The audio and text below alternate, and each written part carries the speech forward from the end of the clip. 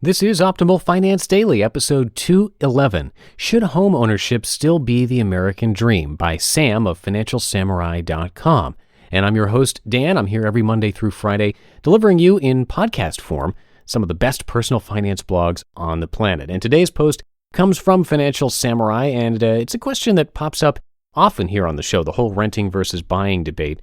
And I think we've seen both sides from different authors on the podcast, but haven't yet heard from Sam on this, so this should definitely be very interesting. Before we get into today's post, we are less than 2 weeks away from another of our book giveaways. We give away a book to a random person on our mailing list on the first of every month. And not only that, but you get some free spreadsheets from us to help you optimize your life. So if you want to be part of that for free, come by oldpodcast.com and simply enter your email address. You'll get those spreadsheets sent to you immediately, and you'll be entered into the raffles automatically. Or for a faster way to join, you can also text the word financial to the number 44222. And with that, let's jump right into the post and start optimizing your life. Should Home Ownership Still Be the American Dream? By Sam of FinancialSamurai.com. There have been numerous studies performed over the years which clearly outline the social benefits of home ownership. In the mid-2000s, it was nearly impossible to argue against the advantages of owning a home. Research showed that homeownership led to increased education for children, lower teenage pregnancy rates, and a higher lifetime annual income for children. And these are just the advantages to family life. This doesn't even account for the advantages versus the alternative, renting. The government has seen this research and done their best to encourage new home buyers to enter the marketplace. Are the statistics they are looking at still accurate? Should home ownership still be the American dream? If you aren't disciplined enough to save up 20% of a home's purchase price, you shouldn't be buying. Forever soaring home prices used to reward these risk takers with an inflated net worth and a false sense of wealth. But having 0% equity in anything can hardly be classified as ownership. What if I can come up with data that discourages people from purchasing a home? My goal is not to turn off everybody. My back hair accomplishes this. But rather turn off those that aren't ready. The discouraging data. While I may not be very inclined when it comes to Microsoft Excel, my girlfriend can be referred to as the Sultan of spreadsheets. Her job is to extract the data.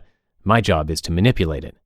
Together, we looked at the following information: states, homeownership by state, the happiest states, average salary by state, and average credit score by state. The hypothesis. The states with the highest percentage of homeownership should have the best credit, the highest salaries, and should be the happiest states. Results and notes 1.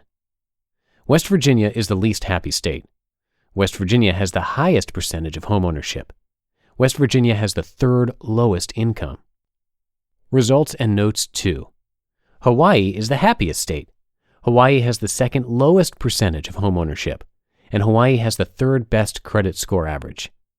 Results and notes 3. Mississippi is the third least happy state. Mississippi has the third highest percentage of homeownership. Mississippi has the worst credit score average. Mississippi has the lowest income and the highest poverty rate. Conclusion 1. My hypothesis, and what the government expects, was found to be inaccurate. It was actually the exact opposite. The state with the highest homeownership, West Virginia, turned out to be the least happy state. The unhappiness could be because of the people purchasing the homes. The average salary of West Virginians in 2010 was $35,370. I tried to find a correlation between the low income and the high percentage of homeownership, but there is none. The average West Virginia home value, according to Zillow.com, a site to check sales and values, is $92,900. Even if they finance the entire amount, including taxes, insurance, and PMI, the monthly payment is an affordable $595. If budget were a problem, they would be higher on the poverty list, not the unhappy list. Conclusion 2. Hawaii is considered to be the happiest state. They also have the second lowest percentage of homeowners. You could say that this is a bad example because Hawaii is just different. The language, the lifestyle, the remoteness, each of these attributes allow Hawaii to be a dream in itself. Who needs a home when you can sleep on the beach and not be bothered? While it's true that the island is different, the lack of homeownership cannot go unnoticed. I say this because Hawaii has the third highest credit score average. It's not like they are ignoring modern civilization and using seashells as a viable form of payment. They are swiping and smiling, but not buying. Conclusion 3. Mississippi proves my point. What happens when people who shouldn't buy houses buy houses? Shit hits the fan. Any underwriter or human can look at the above statistics and conclude that Mississippians should not be purchasing homes.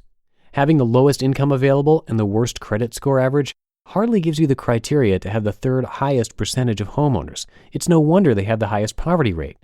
My only concern is that Mississippi is only the third least happy state. That reeks of too much optimism.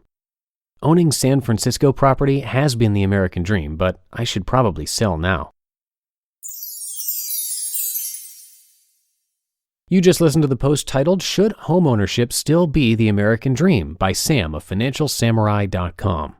And definitely a different perspective than we've heard from our other authors here on the show, although our minimalist authors would probably say something similar, especially when it comes to taking on too much debt.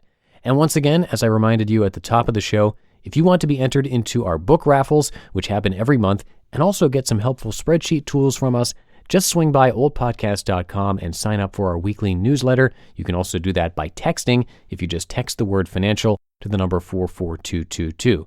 That's financial to 44222, and either way works. I'm going to leave it at that today. Tomorrow we're going to hear the start of a two-part post from J.D. Roth of Money Boss talking about financial empathy. So stay tuned for that post tomorrow where your optimal life awaits. Hello, Life Optimizer. This is Justin Malik, creator and producer of this podcast, but also Optimal Living Daily, the show where I read to you from even more blogs covering finance, productivity, minimalism, personal development, and more from incredible bloggers like Derek Sivers, Zen Habits, Mark and Angel, The Minimalists, and all the ones you hear on this show too. So if you enjoyed today's episode and like taking amazing blogs on the go, come on over to Optimal Living Daily and subscribe to that one too. And together, we'll start optimizing your life. You've been listening to Optimal Finance Daily. Be sure to hit the subscribe button to stay up to date on each new episode and head to oldpodcast.com. That's OLDpodcast.com for a free gift as well as more actionable tips and resources to help you maximize your potential. Thanks for joining us, and remember, your optimal life awaits.